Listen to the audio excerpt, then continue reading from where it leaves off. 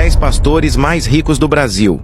Esses homens de Deus não só pregam a palavra, mas também sabem fazer o dízimo render mais que Bitcoin.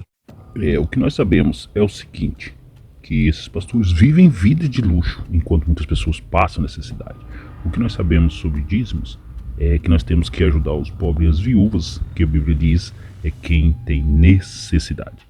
Enquanto muitos pastores estão ficando milionários, muitas pessoas passam necessidade, enganado, iludido, sem entender o que é a palavra de Deus. Nesse vídeo a seguir, você vai entender por que muitos pastores ficam ricos, monetizam o seu conhecimento bíblico e vivem diretamente de dízimos e ofertas. E muitas vezes cobram milhões e milhares para pregar a palavra de Deus. Pois Deus deixou que foi lhes dado, de graça te deis, e de graça vocês dão ao próximo. Assista no vídeo, fique até o final, se inscreva aqui no canal e você vai entender como funciona essa máfia dos pastores milionários e dízimos e ofertas. O seu pastor não é rico porque Deus abençoou ele e ele prosperou. Ele é rico porque ele empreendeu na fé usando as boas novas do Evangelho. Ele vive mais para desenvolver cursos, vender palestras, vender conferências, vender livros, do que pastorear as suas ovelhas. Eu sei que isso pode ser dolorido, difícil de aceitar, mas é verdade. Se seu pastor vive uma vida de luxo, ostentação, sendo simplesmente pastor, ele não está seguindo as escrituras bíblicas. Ele está se aproveitando da sua fé, das suas carências para monetizar. E por ser um pastor alguém que vive do ministério, ele deveria muito bem saber disso, pois ele deve ler a Bíblia e acompanhar quais são os ensinamentos de Jesus. Então, se ele não segue princípios básicos dos ensinamentos de Jesus, ele não deve estar nessa posição de líder cristão. Então, se ele quer ser rico, ele que vai empreender, agarrar uma escala 6x1, pagar os impostos certinho e não usar todo o sistema religioso a favor dele mesmo e da própria família dele, que pode ver. Quem tem espaço dentro da igreja não é nem um irmãozinho que pode ter também talento, força de vontade, carisma. Sempre vai ser a família dele, o filho, o genro, tudo isso que provavelmente não gostava de estudar na escola, não tem talento nenhum, e estão enfiando essa família goela abaixo para você aceitar e ainda aplaudir. Porque eles usam o púlpito mesmo para se autoafirmar, consagrando, contando testemunhos bem roteirizados, e você fica ali tendo uma lavagem cerebral e acreditando em tudo. Gente, por favor, abra os seus olhos, o seu coração, a sua mente e se volte para a palavra de Deus. Não é bíblico um pastor ficar rico por vender a fé, vender a palavra de Deus, criar meios para empreender usando as boas novas do Evangelho. Vamos ver quais são as instruções de Paulo para quem quer ser pastor. Vamos lá. 1 Timóteo 3, a partir do versículo 2. É necessário, pois, que o bispo seja irrepreensível, esposo de uma mulher só, moderado, sensato, modesto. E modéstia é não ostentar, tá, gente? Hospitaleiro, apto para ensinar, não dado ao vinho, nem violento, porém cordial, inimigo de conflitos, não avarento. Avareza é amor ao dinheiro. Essas são algumas das instruções que Paulo tem. Então, para ti ser um líder religioso, para ti ser um pastor, você tem que ser irrepreensível.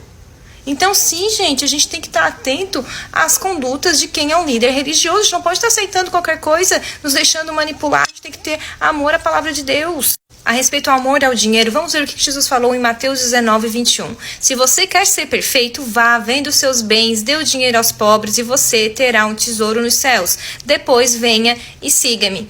Aí no versículo 23 ele diz, em verdade lhes digo que um rico dificilmente entrará no reino dos céus. E ainda lhes digo mais, que é mais fácil um camelo passar pelo fundo de uma agulha do que um rico entrar no reino dos céus. Então essa é a instrução de Jesus, que nós cristãos sejamos desapegados do dinheiro. Aí vai lá um líder religioso que deve ser, irrepreensível, porque ele lê, estuda, pratica e repassa para nós. Ele é totalmente ao contrário disso. Ele tem amor ao dinheiro, ele só quer empreender, ele quer vender, quer fazer curso, quer fazer isso, quer fazer aquilo, quer passar para os herdeiros dele também, em vez de estar pastoreando as igrejas. Em vez de ser um exemplo de desapego ao dinheiro, ser um exemplo dos outros cristãos. Não, ele é um exemplo de, nossa, se Deus prosperou, eu vou prosperar também. Aí tá todo mundo ansioso, porque não consegue ter a vida que o pastor quer, que o pastor tem. Porque, se o pastor prosperou, se o Deus do pastor prosperou, o pastor vem prosperar também. Não, meu filho, tu não vai prosperar igual o pastor, porque o pastor está usando a tua inocência, a tua carência, a tua ignorância com a palavra para ele enriquecer. Acorda, cristão. Se volte para a Bíblia, procure igrejas bíblicas. Tem ainda homens honestos, né? Que a gente procure igrejas com homens honestos. E deve estar difícil para esses homens honestos. Abrindo igreja, passando trabalho e vendo os oportunistas da fé multimilionário.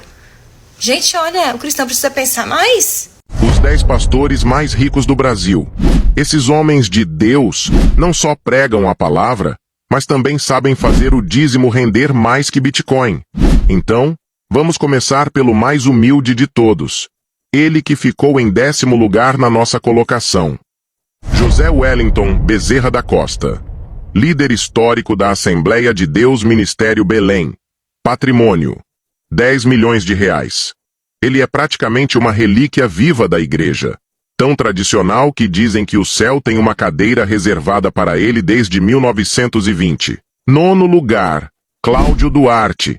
É pastor, palestrante e especializado em casamentos. Patrimônio: 15 milhões de reais. Especialista em casamento, ele já salvou tantos casais que deveria ganhar o título de Cupido da Fé. Se você não ri no culto dele, pode conferir se ainda tem alma, porque ele transforma até sermão em show de comédia. 8º lugar, André Valadão, o sertanejo gospel internacional. Patrimônio: 20 milhões de reais. Cantor, pastor e agora, líder da Igreja Lagoinha em Orlando, onde o dízimo é cobrado em dólar e a bênção é com sotaque americano. Está tão americano que no próximo culto vai pedir para trocar o aleluia por um oh yeah. 7º lugar, Renê Terra Nova, líder do Ministério Internacional da Restauração. Patrimônio: 30 milhões de reais. Líder do famoso Modelo dos 12. Ele organizou as igrejas como uma empresa. Cada fiel é um discípulo e cada discípulo um funcionário registrado no cartório de Deus. Se você perder o culto, já sabe. Reunião na célula às 19 horas para revisar a palavra e o dízimo. 6º lugar, Eliezer de Oliveira, presidente da Assembleia de Deus Ministério Madureira. Patrimônio: 40 milhões de reais.